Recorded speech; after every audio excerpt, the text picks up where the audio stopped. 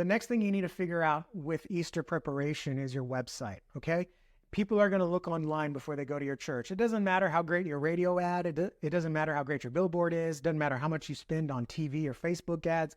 Before someone goes to your church, they're going to find you online. So you need to have your website ready to receive new guests. And a lot of churches, by the way, will say, our website's good enough. They'll say, oh, people just want to know when our Easter service is. Okay?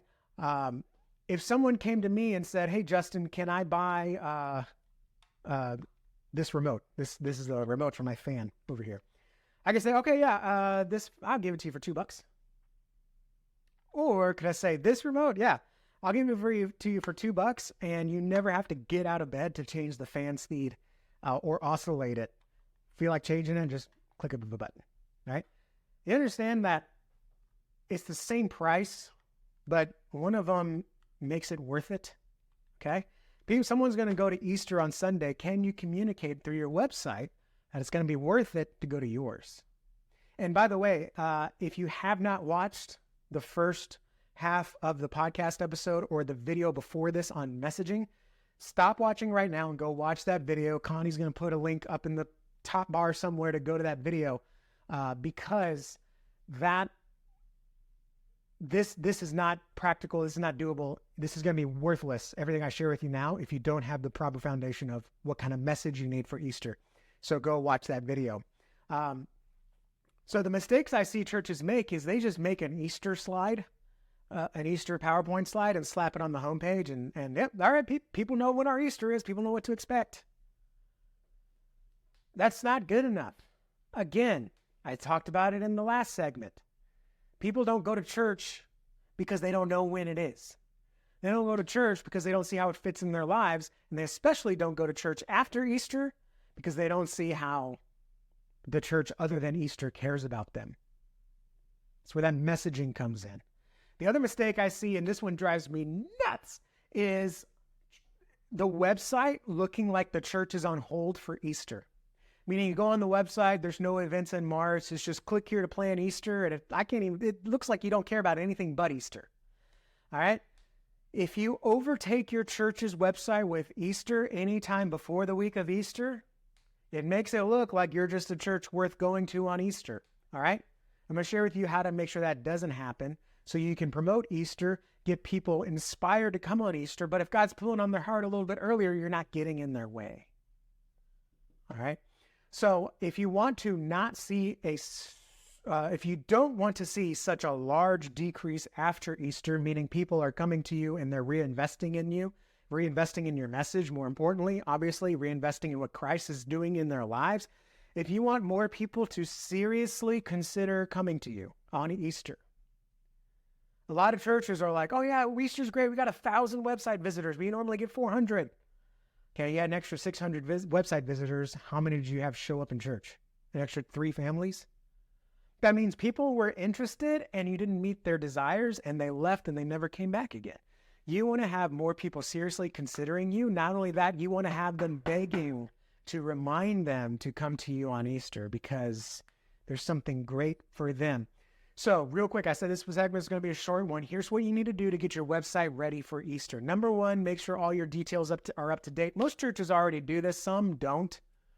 All right. You want to make sure Christmas is off your website. All right. You want to make sure all events that are past due are off the website. You want to make sure your leadership is up to date. Me and my wife visited a church where the lead pastor who preached was not the lead pastor who was listed on the website. It was very confusing. And so that was a big no-no. We never went back. So you want to make sure that the leadership is up to par. You want to make sure all the ministries are up to par. All your groups are updated because I don't want to go expecting something and then you tell me you never had it. That is the most frustrating thing. It's like going to a restaurant. You're like, all right, it's my cheat day. I'm having a Frito chili pie. One free Frito chili pie, please. And they're like, oh, sorry, we're out of Fritos. We've actually been out of, there's a Frito shortage. We haven't had Fritos in 3 months. Could have told me that on the website, right? And that's just food. How much more is it when I'm like, work up the nerve to go be around strangers on Easter Sunday and got out of bed and got dressed. And then you tell me, oh, that that. We don't have a young person's group anymore, but you can join the senior. Well, make sure everything's up to date on your website. Number 2, make sure you have your inspiration communicated. Meaning, people make decisions not off of information, but of inspiration. Okay? Knowing Christ died for your sins is not the reason you accepted him.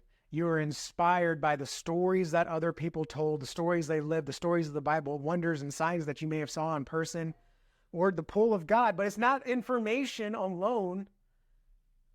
Okay, a lot of people, even the demons know. A lot of people know that Jesus was a real person. That's not why they're not saved, okay? So you need to make sure you get your inspiration down. Not just when is Easter, but what will it do for me and my family? Not just about your church when you were founded, what time you meet, but what can I expect as a result? What kind of peace and purpose and stability can I find in my life? Which, by the way, I just had another church in a messaging meeting. Stability was the thing that their community wants the most. I find that interesting. And then get your Easter page up. It should be a separate page, like a ministry page. It should be dedicated all to Easter, and it should be inspirational. All right? Shouldn't just be a list of, here's what we're doing. See you there. Here's what we're doing. Here's why we're doing it. Here's what you can expect. Here's a sample of our previous Easter. Here's some stuff we have ready for you. RSVP, all that good stuff. Okay? But don't overtake the site, meaning the website doesn't become an Easter website until the week of Easter. Before that, you're still inviting people. Before that, people are still checking out your church because they don't realize it's Easter in a couple weeks. So what I like to do is make a banner at the top of the website or a notification at the bottom. You can do that with ChurchCo. I like that. And it'll be like a little pop-up notification banner at the bottom. Like, hey, are you looking for a church this Easter? See why you should choose us, or here's what you can expect with us. And they'll click on that and they'll go to the Easter page. And then on that Easter page, did I already say this? You want to have an inspirational title. You want to have some information about what you're doing that morning, what to expect, and give them a way to RSVP and give them something for RSVPing. Okay?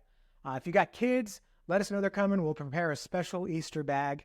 And let us know, by the way, chocolate or no chocolate, peanut butter, no peanut butter. It just lets them know that, they thought about us ahead of time. That's an option. You don't have to do that. But get their information, because then you can follow up with them and remind them and talk to them and pray with them ahead of time. So the first time they're interacting with you is not in the parking lot. It's in prayer. It's in, oh, that's a cool story. Right? It's in another event that you invite them to ahead of time. Check up your website. Make sure it's good and ready for Easter. Make sure it's not all about Easter until it is Easter. And make sure it's inspiring. Show people what they can expect in their lives and what will improve as a result of encountering Jesus through your church. Again, it's not just about the church. It's about the eternity of it all. And the Easter service is just the start.